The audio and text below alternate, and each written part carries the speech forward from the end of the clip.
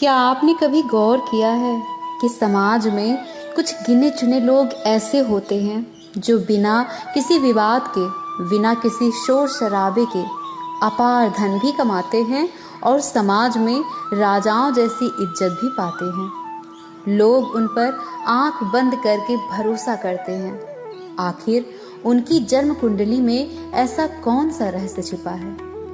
राधे राधे, जय श्री कृष्ण। कर्म वेदिका एक बार पुनः आप सभी का स्वागत करती है।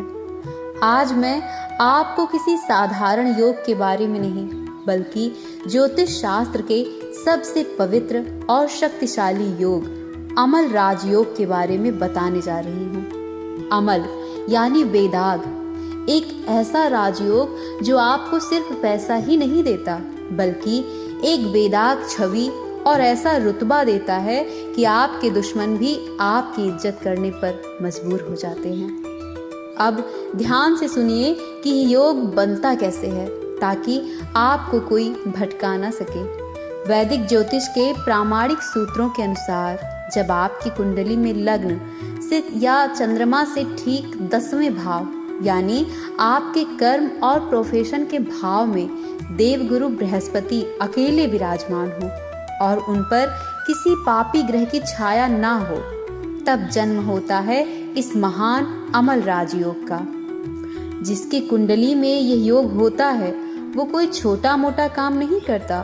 वो बड़ी कंपनियों के सीईओ, टॉप के कंसल्टेंट, उच्च अधिकारी या ऐसे व्यापारी बनते हैं जिनका नाम ही उनका सबसे बड़ा ब्रांड होता है। लेकिन अगर आपकी कुंडली में यह योग सोया हुआ है या गुरु कमजोर अवस्था में है, तो इसे जागृत कैसे करें? इसके लिए मैं आज नवग्रह के पूजन और प्राचीन वैदिक शास्त्रों से सबसे प्रामाणिक और अचूक अस्त्र लेकर आई हूँ, जिसे हम बृहस्पति गायत्री मंत्र कहते हैं। ये कोई साधारण मंत्र नहीं है। इस मंत्र की ध्वनि सीधे आपके 10वें भाव के गुरु को सक्रिय करती है। आज मैं इसी सिद्ध मंत्र का 108 बार निरंतर पाठ करने जा रही हूँ। आंखें बंद करें, ब्रह्मांडीय ऊर्जा को महसूस करें और अपने व्यापार व मान सम्मान में चमत्कारिक वृद्धि के लिए इसे पूरा अवश्य सुनें। अथ विनियोगः। ओम अस्य श्री बृहस्पति गायत्री मंत्रस्य ब्रह्मा ऋषिः गायत्री छन्दः देवगुरु बृहस्पति देवता। ओम बीजं नमः शक्तिः अमल राजयोग जाग्रतर्थे व्यापार वृद्धये च जपे विनियोगः। अथ बृहस्पति गायत्री मंत्र पाठः। ओम आंगिरसाय विद्महे दिव्यदेहाय धीमहि तन्नो जीवः प्रचोदयात्। ओम आंगिरसाय विद्महे दिव्यदेहाय धीमहि तन्नो जीवः प्रचोदयात्। ओम आंगिरसाय विद्महे दिव्यदेहाय धीमहि तन्नो जीवः प्रचोदयात्। ओम आंगिरसाय विद्महे दिव्यदेहाय धीमहि तन्नो जीवः प्रचोदयात्। ओम आंगिरसाय विद्महे दिव्यदेहाय धीमहि तन्नो जीवः प्रचोदयात्। ओम आंगिरसाय विद्महे दिव्यदेहाय धीमहि तन्नो जीवः प्रचोदयात्। ओम आंगिरसाय विद्महे दिव्यदेहाय धीमहि तन्नो जीवः प्रचोदयात्। ओम आंगिरसाय विद्महे दिव्यदेहाय धीमहि तन्नो जीवः प्रचोदयात्। ॐ आङ्गिरसाय विद्महे दिव्यदेहाय धीमहि तन्नो जीवः प्रचोदयात्। ॐ आङ्गिरसाय विद्महे दिव्यदेहाय धीमहि तन्नो जीवः प्रचोदयात्। ॐ आङ्गिरसाय विद्महे दिव्यदेहाय धीमहि तन्नो जीवः प्रचोदयात्। ॐ आङ्गिरसाय विद्महे दिव्यदेहाय धीमहि तन्नो जीवः प्रचोदयात्। ॐ आङ्गिरसाय विद्महे दिव्यदेहाय धीमहि तन्नो जीवः प्रचोदयात्। ॐ आङ्गिरसाय विद्महे दिव्यदेहाय धीमहि तन्नो जीवः प्रचोदयात्। ॐ आङ्गिरसाय विद्महे दिव्यदेहाय धीमहि तन्नो जीवः प्रचोदयात्। ॐ आङ्गिरसाय विद्महे दिव्यदेहाय धीमहि तन्नो जीवः प्रचोदयात्। ॐ आङ्गिरसाय विद्महे दिव्यदेहाय धीमहि तन्नो जीवः प्रचोदयात्। ॐ आङ्गिरसाय विद्महे दिव्यदेहाय धीमहि तन्नो जीवः प्रचोदयात्। ॐ आङ्गिरसाय विद्महे दिव्यदेहाय धीमहि तन्नो जीवः प्रचोदयात्। ॐ आङ्गिरसाय विद्महे दिव्यदेहाय धीमहि तन्नो जीवः प्रचोदयात्। ॐ आङ्गिरसाय विद्महे दिव्यदेहाय धीमहि तन्नो जीवः प्रचोदयात्। ॐ आङ्गिरसाय विद्महे दिव्यदेहाय धीमहि तन्नो जीवः प्रचोदयात्। ॐ आङ्गिरसाय विद्महे दिव्यदेहाय धीमहि तन्नो जीवः प्रचोदयात्। ॐ आङ्गिरसाय विद्महे दिव्यदेहाय धीमहि तन्नो जीवः प्रचोदयात्। ॐ आङ्गिरसाय विद्महे दिव्यदेहाय धीमहि तन्नो जीवः प्रचोदयात्।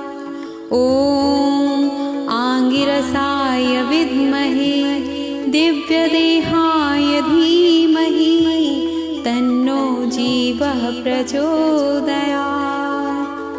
ॐ आङ्गिरसाय विद्महे दिव्यदेहाय धीमहि तन्नो जीवः प्रचोदयात्। ॐ आङ्गिरसाय विद्महे दिव्यदेहाय धीमहि तन्नो जीवः प्रचोदयात्। ॐ आङ्गिरसाय विद्महे दिव्यदेहाय धीमहि तन्नो जीवः प्रचोदयात्। ॐ आङ्गिरसाय विद्महे दिव्यदेहाय धीमहि तन्नो जीवः प्रचोदयात्। ॐ आङ्गिरसाय विद्महे दिव्यदेहाय धीमहि तन्नो जीवः प्रचोदयात्। ॐ आङ्गिरसाय विद्महे दिव्यदेहाय धीमहि तन्नो जीवः प्रचोदयात्। ॐ आङ्गिरसाय विद्महे दिव्यदेहाय धीमहि तन्नो जीवः प्रचोदयात्। ॐ आङ्गिरसाय विद्महे दिव्यदेहाय धीमहि तन्नो जीवः प्रचोदयात्। ॐ आङ्गिरसाय विद्महे दिव्यदेहाय धीमहि तन्नो जीवः प्रचोदयात्। ॐ आङ्गिरसाय विद्महे दिव्यदेहाय धीमहि तन्नो जीवः प्रचोदयात्। ॐ आङ्गिरसाय विद्महे दिव्यदेहाय धीमहि तन्नो जीवः प्रचोदयात्। ॐ आङ्गिरसाय विद्महे दिव्यदेहाय धीमहि तन्नो जीवः प्रचोदयात्। ॐ आङ्गिरसाय विद्महे दिव्यदेहाय धीमहि तन्नो जीवः प्रचोदयात्। ॐ आङ्गिरसाय विद्महे दिव्यदेहाय धीमहि तन्नो जीवः प्रचोदयात्। ॐ आङ्गिरसाय विद्महे दिव्यदेहाय धीमहि तन्नो जीवः प्रचोदयात्। ॐ आङ्गिरसाय विद्महे दिव्यदेहाय धीमहि तन्नो जीवः प्रचोदयात्। ॐ आङ्गिरसाय विद्महे दिव्यदेहाय धीमहि तन्नो जीवः प्रचोदयात्। ॐ आङ्गिरसाय विद्महे दिव्यदेहाय धीमहि तन्नो जीवः प्रचोदयात्। ॐ आङ्गिरसाय विद्महे दिव्यदेहाय धीमहि तन्नो जीवः प्रचोदयात्। ॐ आङ्गिरसाय विद्महे दिव्यदेहाय धीमहि तन्नो जीवः प्रचोदयात्। ॐ आङ्गिरसाय विद्महे दिव्यदेहाय धीमहि तन्नो जीवः प्रचोदयात्। ॐ आङ्गिरसाय विद्महे दिव्यदेहाय धीमहि तन्नो जीवः प्रचोदयात्। ॐ आङ्गिरसाय विद्महे दिव्यदेहाय धीमहि तन्नो जीवः प्रचोदयात्। ॐ आङ्गिरसाय विद्महे दिव्यदेहाय धीमहि तन्नो जीवः प्रचोदयात्। ॐ आङ्गिरसाय विद्महे दिव्यदेहाय धीमहि तन्नो जीवः प्रचोदयात्। ॐ आङ्गिरसाय विद्महे दिव्यदेहाय धीमहि तन्नो जीवः प्रचोदयात्। ॐ आङ्गिरसाय विद्महे दिव्यदेहाय धीमहि तन्नो जीवः प्रचोदयात्। ॐ आङ्गिरसाय विद्महे दिव्यदेहाय धीमहि जीवः प्रचोदयात्। ॐ आङ्गिरसाय विद्महे दिव्यदेहाय धीमहि तन्नो जीवः प्रचोदयात्। ॐ आङ्गिरसाय विद्महे दिव्यदेहाय धीमहि तन्नो जीवः प्रचोदयात्।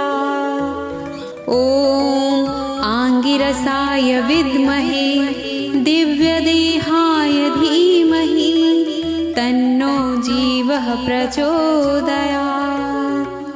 ॐ आङ्गिरसाय विद्महे दिव्यदेहाय धीमहि तन्नो जीवः प्रचोदयात्।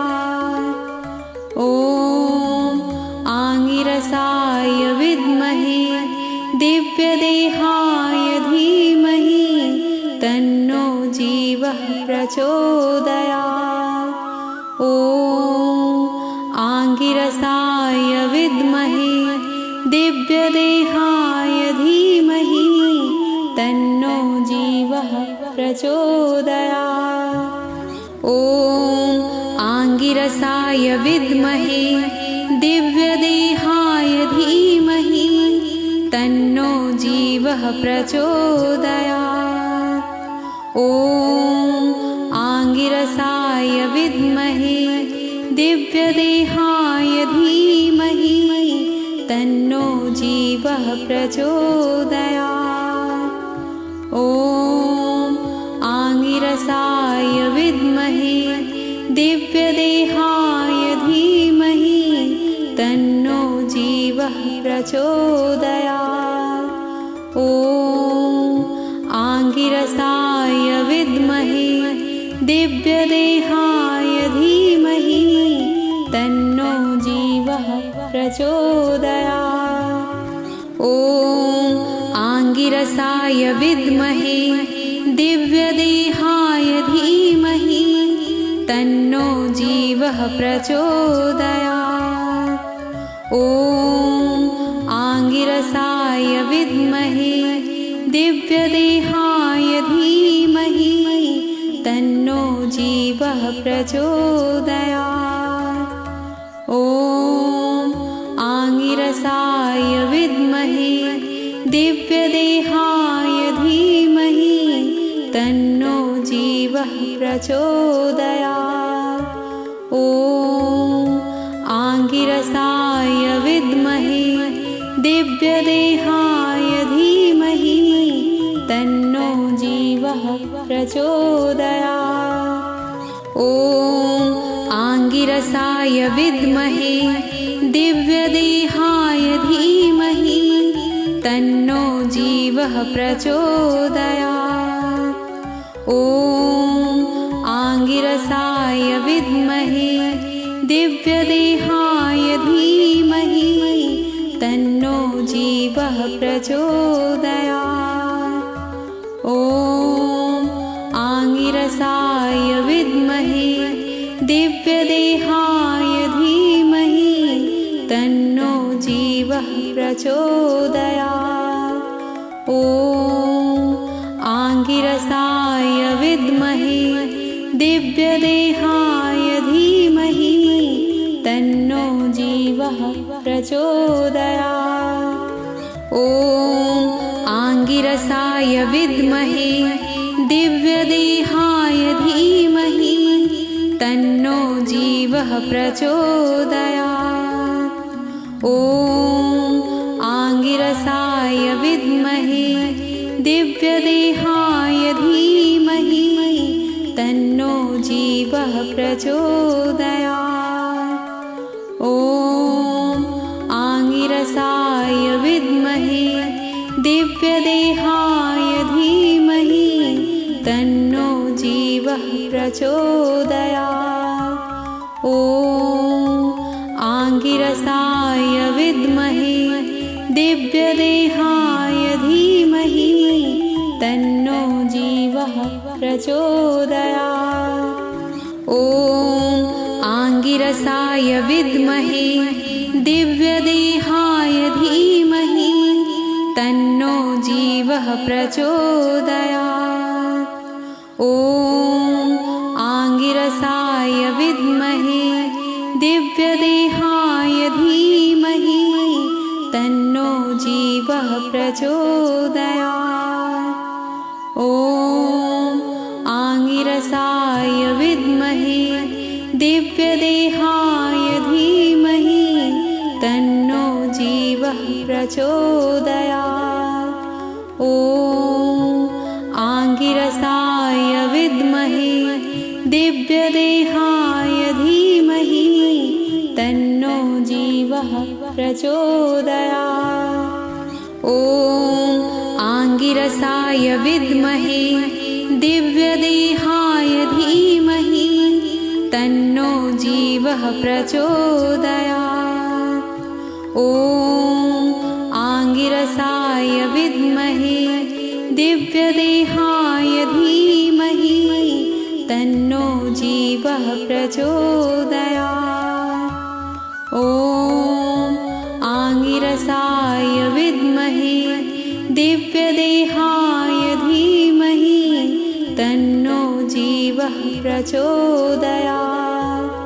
ॐ आङ्गिरसाय विद्महे दिव्यदेहाय धीमहि तन्नो जीवः प्रचोदयात्।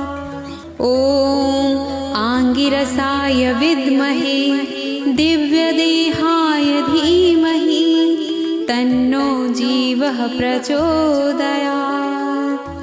ॐ आङ्गिरसाय विद्महे दिव्यदेहाय धीमहि तन्नो जीवः प्रचोदयात्। ॐ आङ्गिरसाय विद्महे दिव्यदेहाय धीमहि तन्नो जीवः प्रचोदयात्।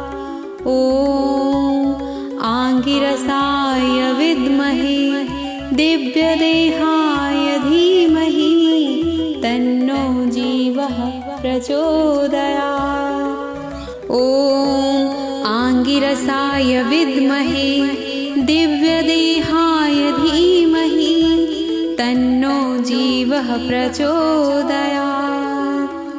ॐ आङ्गिरसाय विद्महे दिव्यदेहाय धीमहि तन्नो जीवः प्रचोदयात्। ॐ आङ्गिरसाय विद्महे दिव्यदेहाय धीमहि तन्नो जीवः प्रचोदयात्। ॐ आङ्गिरसाय विद्महे दिव्यदेहाय धीमहि तन्नो जीवः प्रचोदयात्।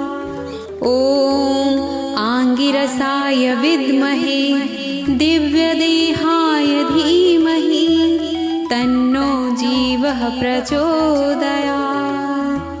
ॐ आङ्गिरसाय विद्महे दिव्यदेहाय धीमहि तन्नो जीवः प्रचोदयात्। ॐ आङ्गिरसाय विद्महे दिव्यदेहाय धीमहि तन्नो जीवः प्रचोदयात्।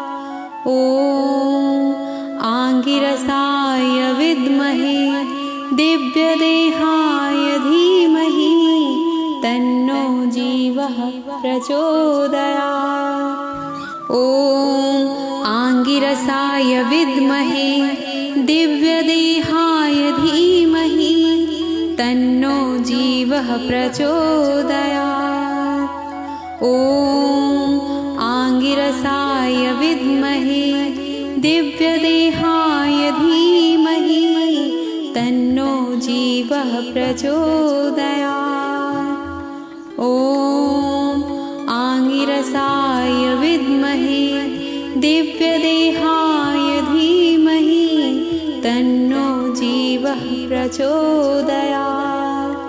ॐ आङ्गिरसाय विद्महे दिव्यदेहाय धीमहि तन्नो जीवः प्रचोदयात्।